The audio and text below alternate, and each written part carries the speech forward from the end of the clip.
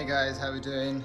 So I've just been told that this is booked on a track day on the 18th of June. So there's plenty to get done.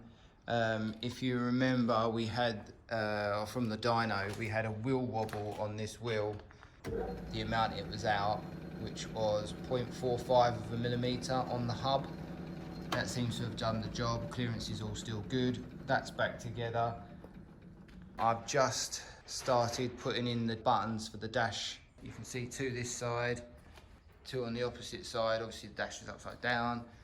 Just finished off harness part for the dash itself. Still got loads of tied in to do and sorting out to do. Don't look too bad. Obviously he's got to reach around to press them, but without any buttons on the steering wheel, it's the only place to put them. I just removed the standard shifter knob, or shifter system, off the T50C6 box. Brass bush gone in. Apparently that sorts out some of the flexibility. The cube, I think it is, shifter there.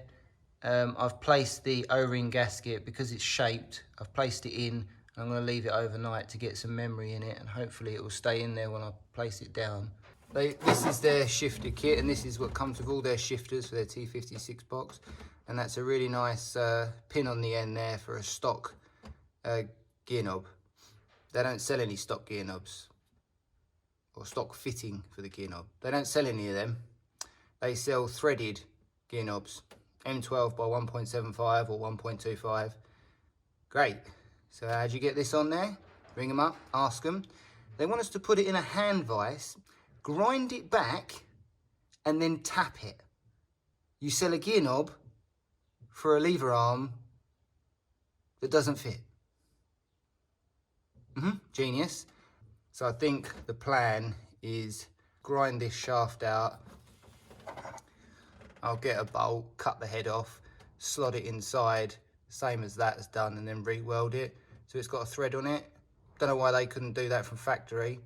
After all, it's an aftermarket shifter made by Cube that doesn't fit any of their gear knobs. You bunch of geniuses, you. Just received the oils from OP. So we got Titan Pro S 540 and some Redline Racing ATF fluid for the gearbox.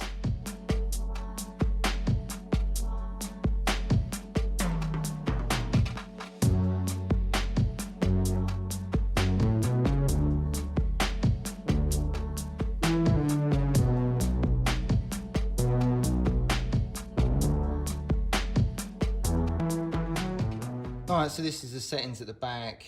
Not a lot of camber and a chunk of toe, but that's because I've raised it up. So we're going to get them leveled out now. Obviously it's going on track, it's not a proper track day. So we're probably going to set the rear camber to maybe 2 degrees and then rear toe at probably 8 minutes, something like that. Alright, that's the rear done. It is 1 minute out, but 1 minute is literally a hair's width on a 17-inch wheel. So I think there's 8 minutes in a millimetre on a 18-ish, something like that. So we're, basically very, very accurate. Camber's all right. I'll just load up the rear for the last time. Things move around anyway, as you see. So that's it squat. I mean, that's only 10 mil squat. And then under braking, rebound, going up slightly unevenly, obviously.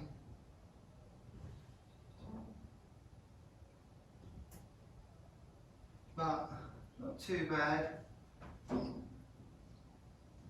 Quite a lot of toe and camber change, but that's unfortunately because the suspension's quite soft. Under drifting conditions, we probably won't run this much camber.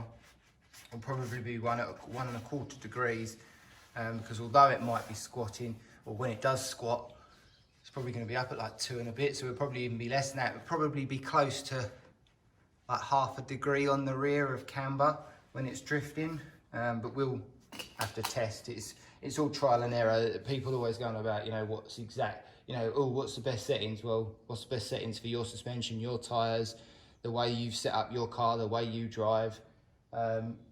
Obviously with a track car, it's pretty consistent. You know, you could say, all right, 3 to 3.5 degrees at the front, 2 to 2.5 at the rear is going to get you somewhere ballpark for most types of cars. But it's always that testing afterwards that makes the difference. And if people actually test the cars instead of just come back and go, oh, it handles like this, or great, well, what are the tyre pressures, what are the tyre temperatures, where did you have your anti-roll bars set, so on and so forth, every day. Unfortunately, without modifying the entire rear end and removing some of the arms and making it more sort of double wishbone style, we're going to have all this toe and camber movement. It's just, unfortunately, multi-link rear suspension. So let's move over to the front. So we got 5 degrees of caster and 4 degrees of camber. So if we can get that back to 3 degrees, it will probably bump up the caster a degree, because it's on a wishbone style bottom arm. And then we'll just set the toe. Most likely I'll just set it to 0 so it doesn't try and interfere too much with the rest of the goings on the car. If you tow it out a lot, yeah, it's going to handle better as in on the track and turn in nicer, but stability down the straight will be affected, and we don't want other aspects cutting into learning about the whole setup that's on the car. Yeah, I mean, I'm pretty happy with that. I'll take some photos, and so we've got for the records, or at least when we go to the track we'll know what's going on. And I've got these little data sheets that we fill out, so I'll scribble in the settings that we've got, but these are quite handy if you want to copy that and use that for your own. Right, just do it on a spreadsheet, but they're quite handy for data acquisition on the track, basically. So yeah, Geo all done. Thanks for watching, guys. If you like the video, give it a thumbs up. If you want to see more videos, subscribe, hit that bell and get the notifications. You can also check us out on Facebook, the link's going to be in the description. Thanks for watching, and we'll see you soon.